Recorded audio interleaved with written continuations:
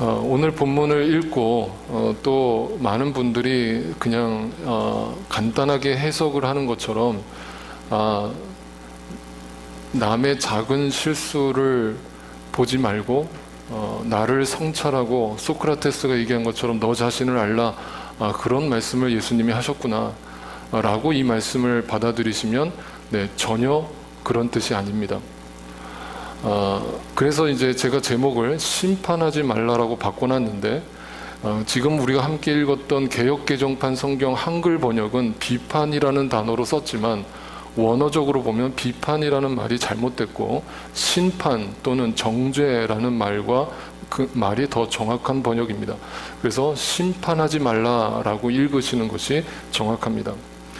여러분, 비판은 필요합니까? 필요하지 않습니까? 네, 필요합니다. 교회 예전에 이제 저 어렸을 적에 이 본문을 가지고 많은 목사님들 설교하는 걸 제가 들었는데 대부분 이렇게 하셨습니다. 교회 목회자한테 비판하지 말라. 목회자는 하나님의 종이니까 비판하면 하나님이 용서 안 하신다. 너 자신을 먼저 알아라. 이렇게 설교를 많이 하셨는데 죄송하지만 참 전혀 그런 말씀이 아닙니다. 교회도 건강한 비판이 있어야 합니다.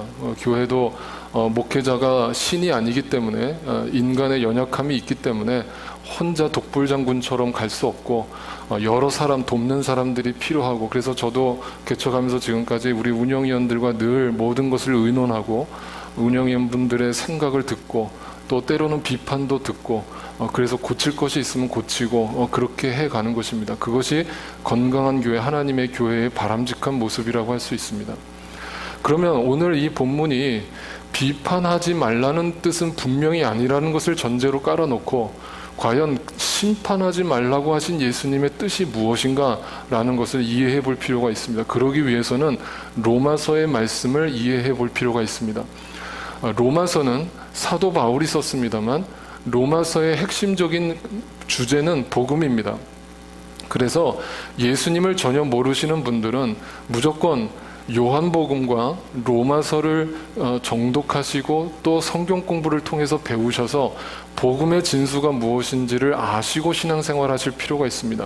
오늘 제가 여기서 로마서 전체를 다 이야기할 수는 없지만 간단하게 설명을 드리면, 로마서는 1장에 무슨 내용으로 시작을 하냐면, 로마서 1장의 내용은 한마디로 얘기하면 그 대상이 불신자들, 다시 말하면 세상에 믿지 않는 자들을 대상으로 해서 쓴 것이 로마서 1장입니다. 그래서 로마서 1장에서는 이런 이야기가 등장합니다. 같이 한번 읽어볼까요? 시작.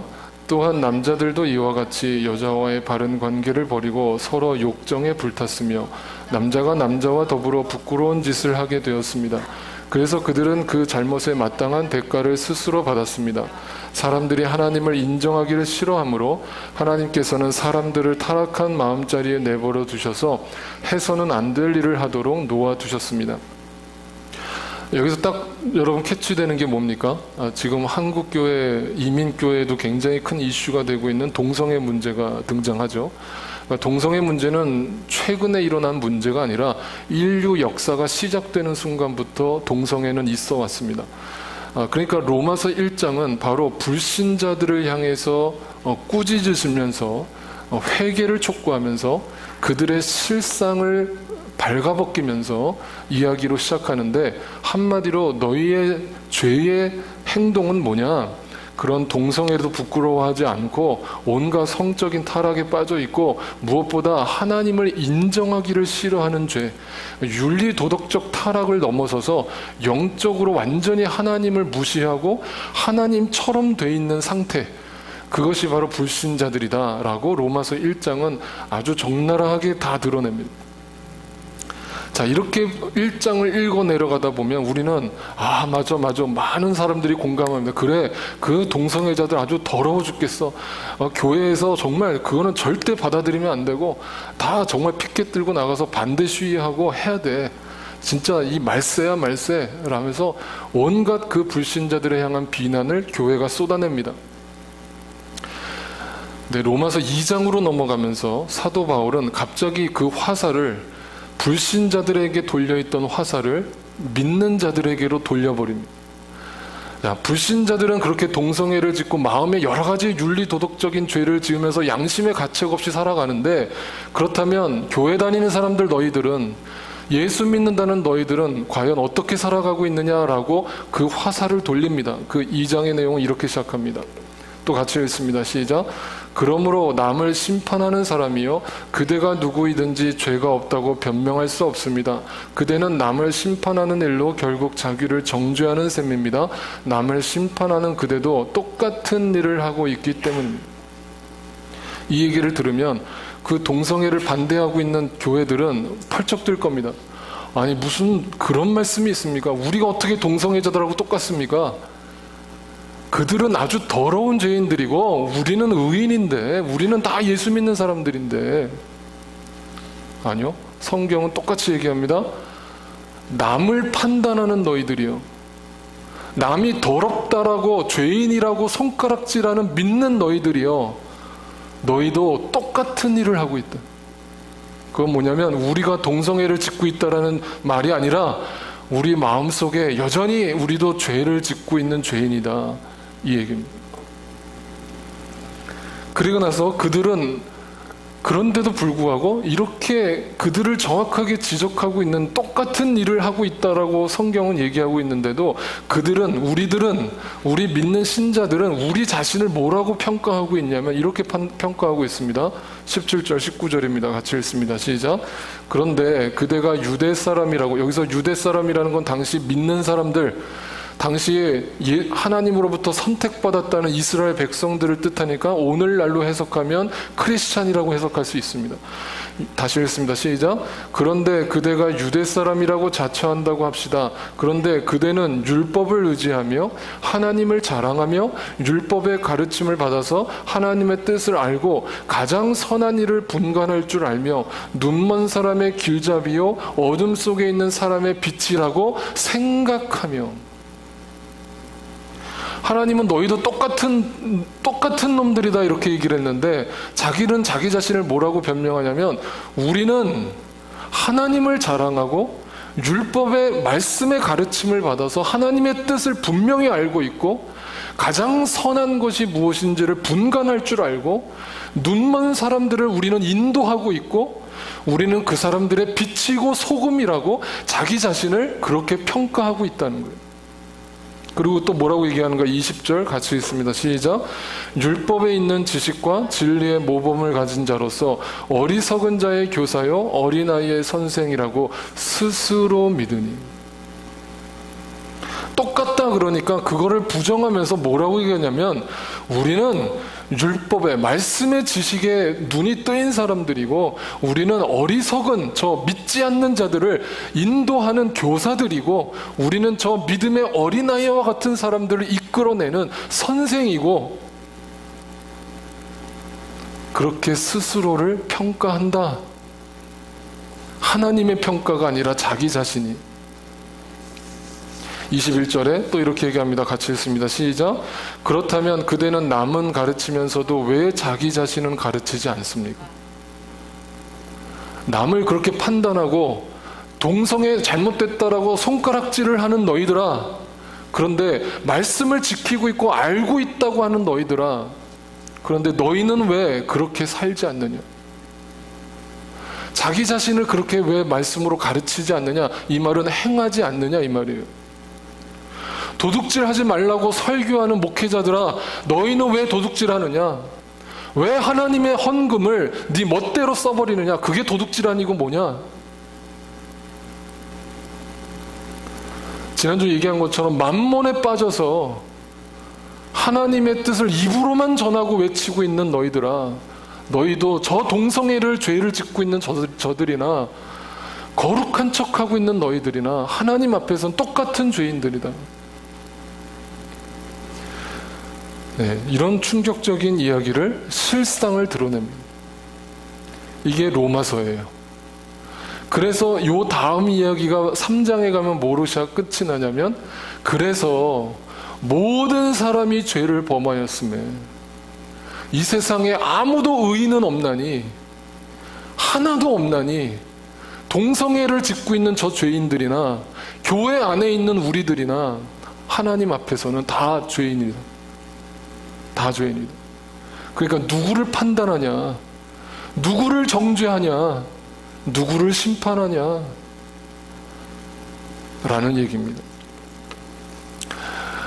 욥기라고 하는 책을 보면 욥기는 고난에 관한 책이라는 걸 우리는 다 알고 있습니다. 그런데 그 욥기라는 책은 원래 실제로 있었던 사건이 아니라 욥이라는 어떤 가상 인물을 드러내면서 문학 작품으로서 성경 기자가 썼는데, 그 내용을 문학 작품으로 쓴 이유가 있어요. 그건 뭐냐면 그 속에 담겨 있는 하나님의 메시지를 이스라엘 백성들, 당시 이스라엘 백성은 오늘날 우리에게까지 정확하게 전달하고자 하는 목적이 있기 때문인데, 욥기서는 굉장히 중요한 이야기를 우리에게 던져주고 있어요. 뭐냐면 욥이 의인이었잖아요. 그죠?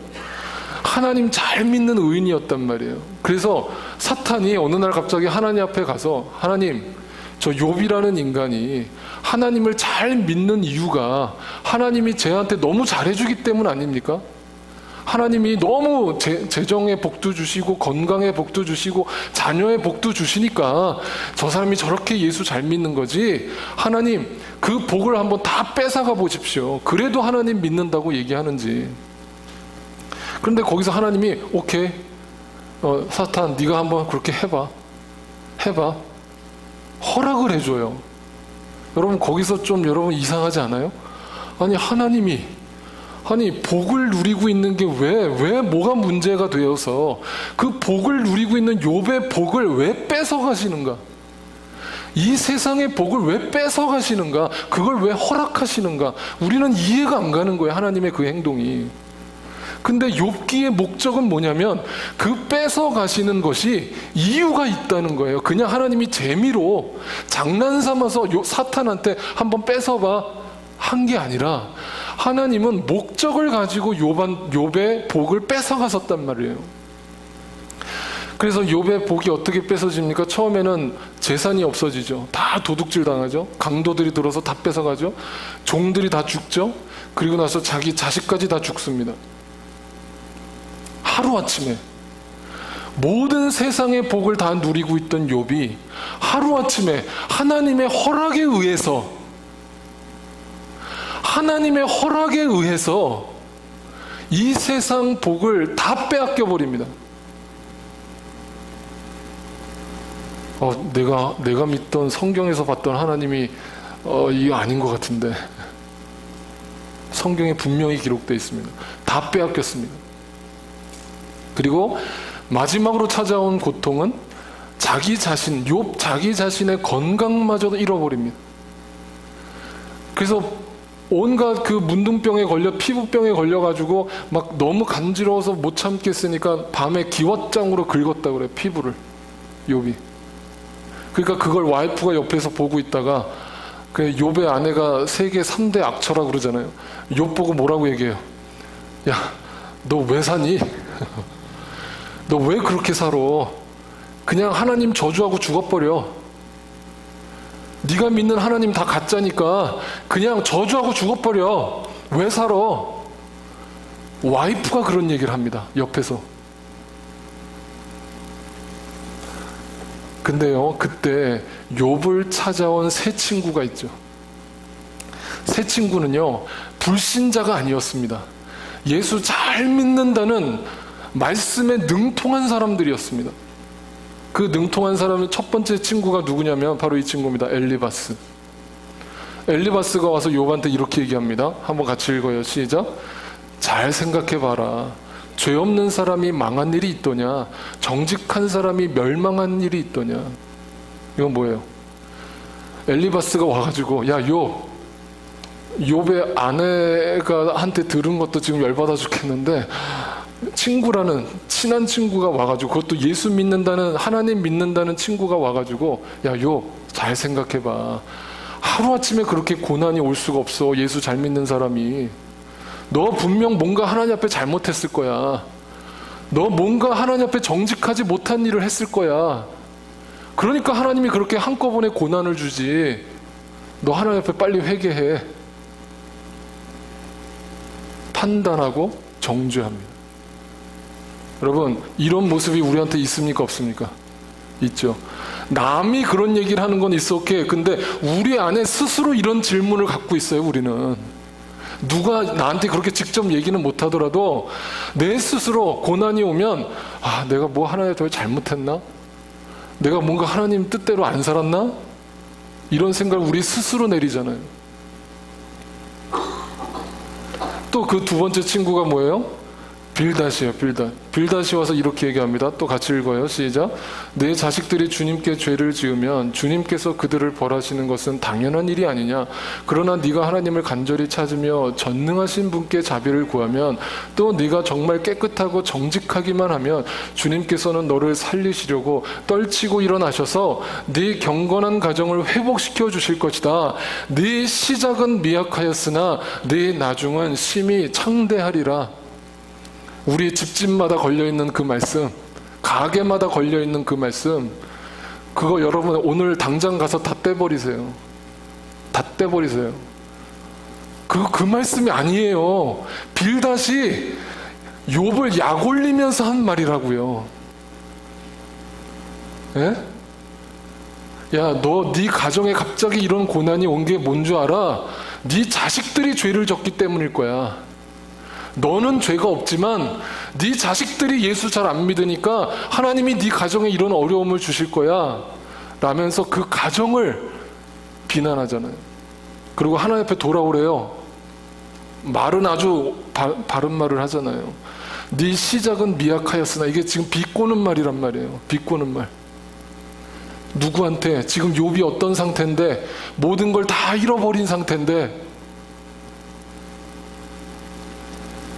그냥 아무 말을 말고 가서 냉면 한 그릇 사줬으면 좋았을 텐데. 가서 저기 염소탕이라도 그냥 한 그릇 사줬으면 좋았을 텐데. 세 번째 친구, 소발입니다. 소발. 이름도 별로 마음에 안 들어요. 소발.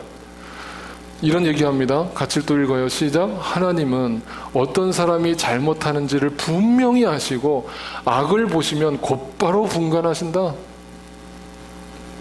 이 말은 뭐예요? 네가 뭔가 잘못했어. 네가 지금 사탄한테 넘어갔어. 그러니까 이 엄청난 고난이 너한테 온 거야. 빨리 회개해. 하나님 앞에 돌아가. 이렇게 얘기를 합니다. 그러니까 요 다음 구장에, 제가 여기다 안 적었지만 12장에 욥이 뭐라고 반문한 줄 아세요? 야, 세상의 모든 지식을 니네가 다 알고 있는 것 같구나. 내가 그거 몰라서 지금 이러고 있니? 이런 얘기합니다. 내가 하나님이 그런 분이라는 걸 내가 몰라서 그래? 어떻게 나한테 그런 말을 하니? 그러니까 욥기에 이 얘기가 계속 이 세 친구들하고 변론하는 이야기가, 주고받는 이야기가 3장부터 시작해서 40장까지 계속되는 거예요. 계속 길고 긴 대화가 오고 가요. 그러다가 욥이 스스로 깨달아서 하나님 앞에 고백하는 욥기의 결론이 뭐예요? 욥기라는 책을 쓴 목적이 뭐예요? 이것 때문이에요. 같이 읽어요. 시작. 주님이 어떤 분이시라는 것을 지금까지는 제가 귀로만 들었습니다. 그러나 이제는 제가 제 눈으로 주님을 뵙습니다. 그러므로 저는 제 주장을 거두어드리고 티끌과 잿더미 위에 앉아서 회개하며, 티끌과 잿더미가 뭐예요? 제사를 드리던 제단. 하나님 제단 위에 내가 희생 제물이 되어서 하나님 앞에서 완전히 태워버리겠습니다. 뭐예요? 여태까지 우리가 묵상했던 산상수훈의 말씀, 내 소유를 버리고 내 모든 자아를 하나님 앞에 내려놓고 내 의를 내려놓고 하나님 앞에 이 고난을 주신 하나님을 생각해 보니까 결국 그 목적은 내가 잘못했기 때문이 아니라 하나님을 뵙게 하기 위해서, 귀로만 듣던 하나님을 눈으로 보게 하기 위해서 이 세상의 복을 다 가져가셨구나. 내가 그걸 모르고 여전히 내 마음속에 율법주의에 빠져서 나를 정죄하고 그걸 가지고 나와 비슷한 고난에 있는 사람들을 그 율법으로 또 정죄하고 있는 내 모습, 그게 아니라는 거예요. 결국 뭐냐면 눈을 뜨는 거예요. 눈을 뜨는 거예요. 그래서 진정한 회개, 진정으로 주님 앞에 엎드렸더니 주님을 보게 되었다. 그러면 그렇게 바른 말했던 하나님의 말씀을 가지고 율법적으로 그들을 욥에게 충고했던 그 세 친구들은 어떻게 됐을까요? 죽었어요? 죽진 않았어요? 어떻게 했을까요? 하나님이 이렇게 얘기합니다. 7절에 주님께서는 욥에게 말씀을 마치신 다음에 대만 사람 엘리바스에게 이렇게 말씀하셨다. 내가 너와 네 두 친구에게 분노하는 것은 너희가 나를 두고 말을 할 때, 잘 들으세요. 나를 두고 말을 할 때에 자기들 생각으로 얘기한 게 아니에요. 하나님 말씀 갖고 얘기했어요. 그런데 나를 두고 니네가 언급할 때에 내 종 욥처럼 옳게 말하지 못하였기 때문이다. 뭐예요? 욥은 옳게 말했다라는 게 뭐예요? 눈을 떴다고. 욥은 눈을 떴습니다. 하나님 나에게 고난을 주셔서 내가 그것을 통해서 비로소 눈을 떴습니다라는 그 고백을 너희는 하지 않고 지식적으로만 하나님을 알아가지고 그걸 갖고 남을 정죄하고 판단하는 데 앞장서고 있는 이 율법주의자들아, 이 외식하는 자들아, 이 위선자들아, 내 이름을 함부로 부르는 자들아, 내가 너희한테 분노하노니.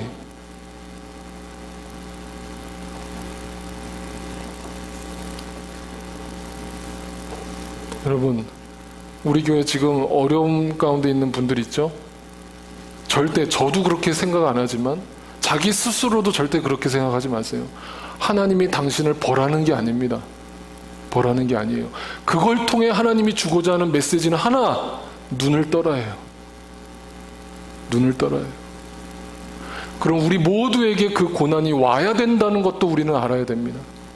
와야 돼요. 욥처럼 다 가져가시는 순간이 와야 돼요, 우리에게. 그래야 우리는 눈을 떠요. 그게 복이라고요.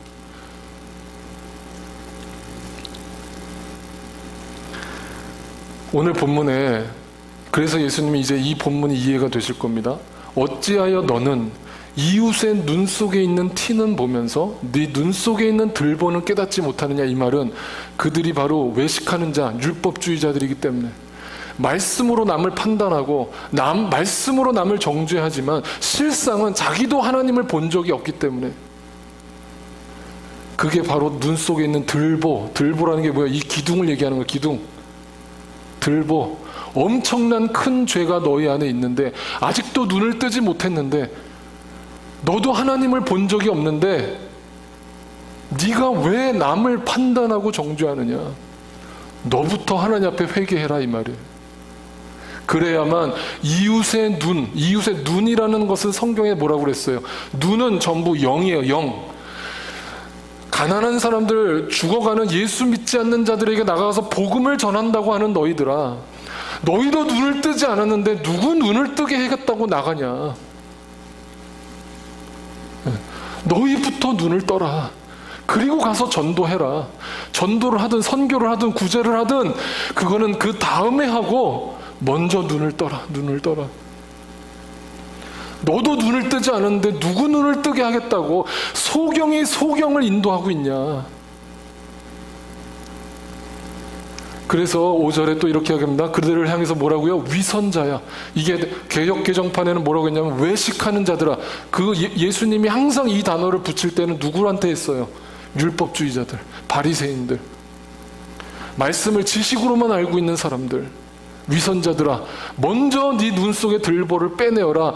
그리고 나서 그 다음에 네 눈이 잘 보이고 나서 내 이웃의 눈을 보게 되고, 네 이웃의 영을 보게 되고, 그 영이 죽어가는 것이 비로소 보이게 되고, 그때부터 네 문제에 빠져서 늘 하나님 앞에 염려와 근심 속에 사는 것이 아니라 그 이웃의 눈을 보고 이웃의 영을 보고 그들에게 가서 복음을 전하는 삶을 살게 될 것이다 라는 뜻입니다.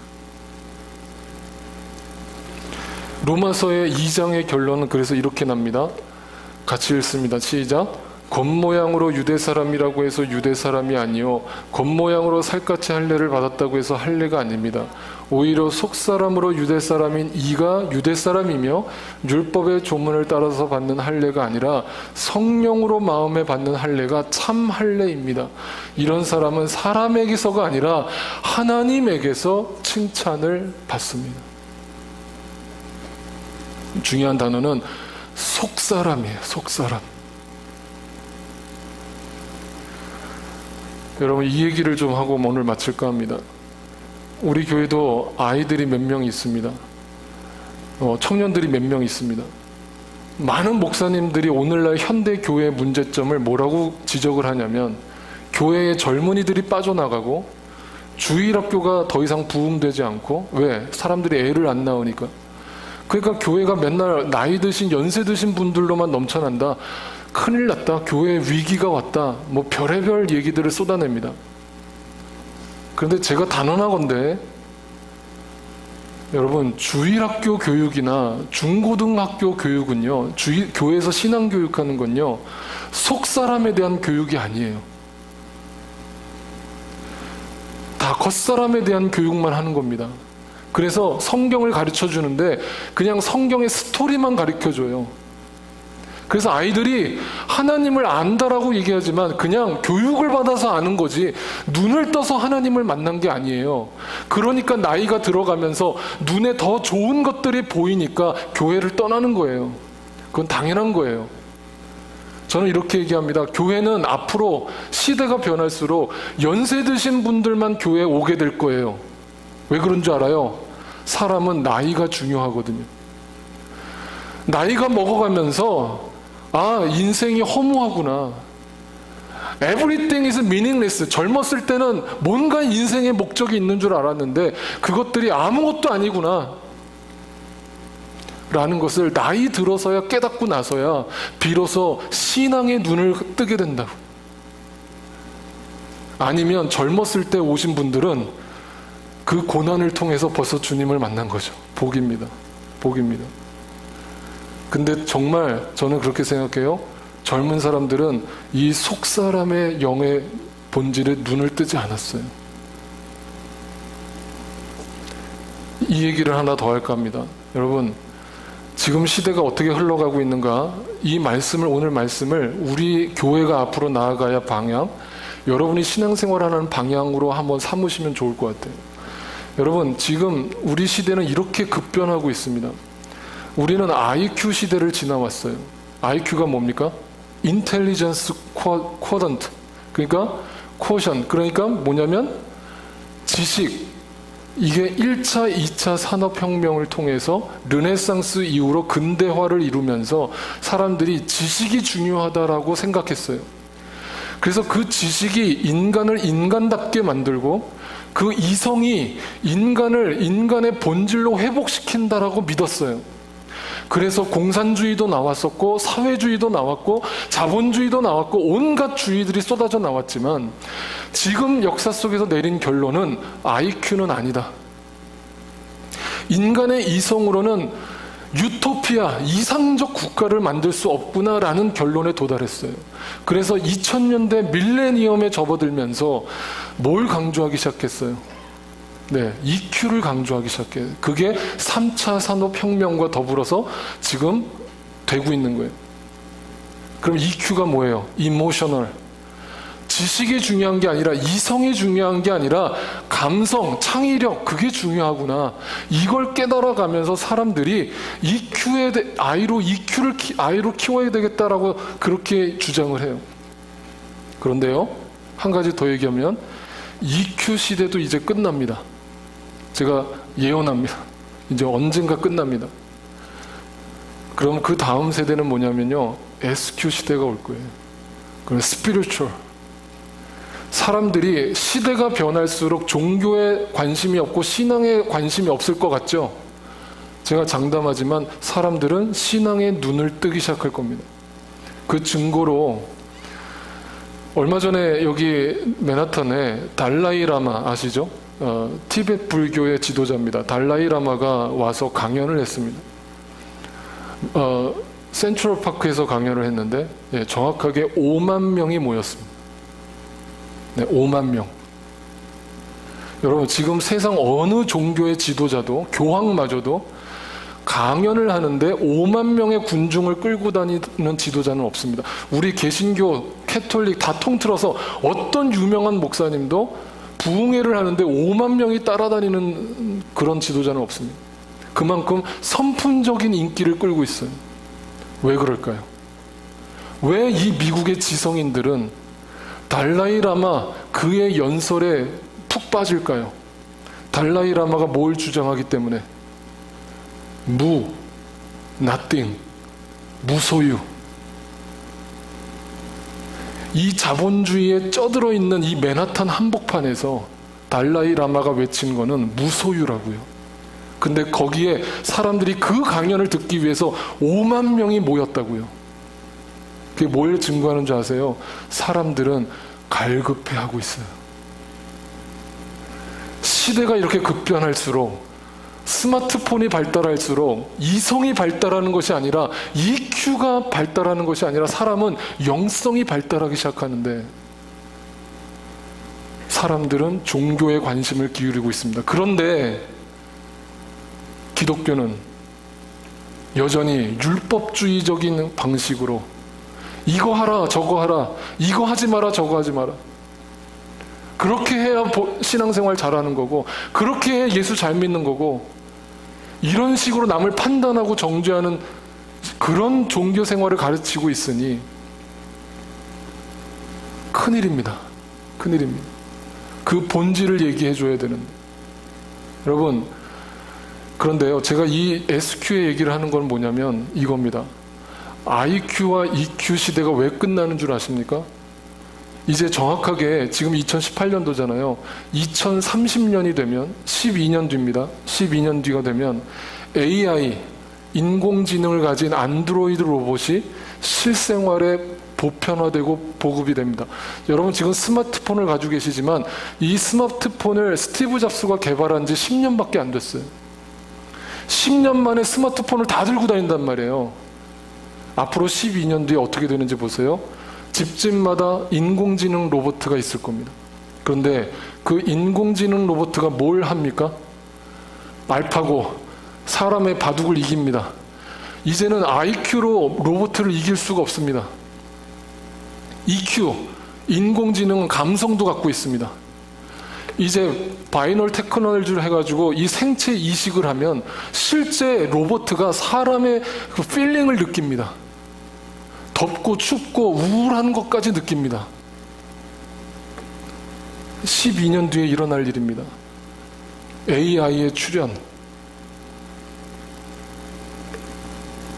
그러면 사람은 뭘 할 수 있습니까? 여전히 지식을 가지고 하나님의 말씀을 듣는 사람들마저도 지식적으로 하나님의 말씀으로 사람을 정죄하고 판단하고 그렇게 신앙생활하고 가르치고 있다면, 제가 얘기하지만 교회는 희망 없습니다. 다 떠날 겁니다.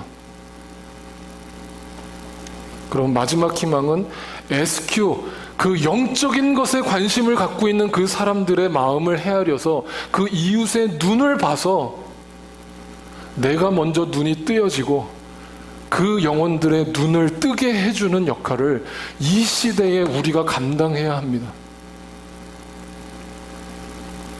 이것은 아주 실질적이고 다급한 우리의 사명이 될 겁니다. 눈을 감고 기도합니다. 여러분, 우리는 저 동성애를 하고 있는 저들이나 우리나 똑같은 일을 하고 있습니다. 우리는 다 하나님 보시기에 누구는 더 나쁘고 덜 나쁘고가 아니라 다 하나님 앞에 죄인입니다. 그런데 우리가 믿는 자들이라고 할 수 있는 것, 저들과 우리가 한 가지 다른 것이 있다면 우리는 눈을 떠서 그 하나님의 은혜를 바라보고 그 하나님의 은총이 아니면 단 한순간도 이 땅에서 목숨을 붙어서 살아가는 것이 아무 의미가 없음을 깨달아서 봐서 그 주님을 부르짖고, 이제 내 눈이 뜨여졌으면 이제 지금 그 영혼의 눈을 감고 목말라 하고 있는 내 주변 이웃들의 눈을 바라보고 저들에게 나아가 정죄가 아니고 판단이 아니라 지식이 아니라 생명의 말씀을, 그 생명수를 그들에게 있는 그대로 선포하고 그들을 하나님의 귀한 하나님의 집으로 초청하는 일에 우리가 쓰임받기를 주님이 오늘도 우리를 지명하여 부르셨는데, 먼저 부르셨는데 우리는 지금 뭘 하고 있는지, 여전히 세상 근심과 염려에 빠져서 내 문제만 바라보고 있으니 믿는 자여 어이할꼬 어이할꼬. 이 다급한 시대에, 이 위기의 시대에 우리는 과연 눈을 떠서 그 이웃들의 눈을 바라보고 있는지, 하나님 앞에 엎드려서 주님의 뜻을 구해야 할 겁니다. 오늘도 주님은 나를 부르십니다. 그러기 위해서 나에게 고난을 주셨고, 그래서 나에게 눈을 뜨게 하셨고, 그래서 나에게 그 복음의 기쁨을 알게 하셨고, 그 구원의 감격을 날마다 누리게 하신 겁니다. 여러분, 아직까지 그 눈을 뜨지 못하고 지식으로나마 주님을 알려고 하는 여러분이 있다면 괜찮습니다. 다 그렇게 시작합니다. 그러나 여러분이 이 자리에 와 있다는 거, 그것도 하나님의 은혜입니다. 그리고 반드시 당신의 삶을 붙드시고 인도하시는 하나님께서 강제적으로가 아니라 자연스럽게 당신의 눈을 뜨게 하시는 그 시점이 반드시 올 겁니다. 그럴 때 오늘 말씀을 기억하시고 눈을 떠서 내가 이 땅의 복을 누리려고만 하지 말고 그 이웃의 눈을 바라볼 수 있는 당신이 되기를 소원합니다. 주님, 지금 이 세상에 있는 많은 사람들은 많은 소유를 가지고 있지만 그 소유를 통해서 IQ와 EQ를 통해서 아무런 답도 찾지 못했기 때문에 무소유를 찾고 있고, 그 무소유가 진리인 줄 알고 거기에 탐닉하고 그 종교에 귀를 기울이고 있습니다. 그런데 진짜 무소유를 얘기하는, 그리고 진짜 소유가 무엇인지를 가르치는 하나님의 생명의 말씀을 전해야 될 우리는 지금 잠잠하고 있고, 우리는 두 만몬, 두 주인에 빠져서 이 세상의 소유를 탐닉하고 더 많이 가지려고 그 복을 구하고 있으니 어찌합니까? 어찌합니까? 하나님, 이 죄를 하나님 앞에 어떻게 회개해야 합니까? 하나님, 누구를 탓하기 전에 그것은 바로 나 자신의 죄고, 내가 아직까지도 그 눈을 뜨지 못한 결과이고 열매임을 주 앞에 자복합니다. 내 이웃들에게 복음을 전한다고 하면서도 형식적으로 전할 수밖에 없었던 이성주의, 율법주의에 빠져 있었던 내 신앙을 주 앞에 회개하오니, 주여, 어떤 수단과 방법을 동원해서라도 내 모든 소유를 다 빼앗으시더라도 내 눈을 욥처럼 뜨게 하셔서 그 주님의 보물을 보게 하시고, 비로소 주님의 사명을 감당하는, 이 시대의 빛과 소금의 사명을 감당하는 내가 되게 하여 주옵소서. 오늘도 죽어가는 저 영혼들을 진정으로 바라볼 수 있는 그 눈을 갖게 하옵소서.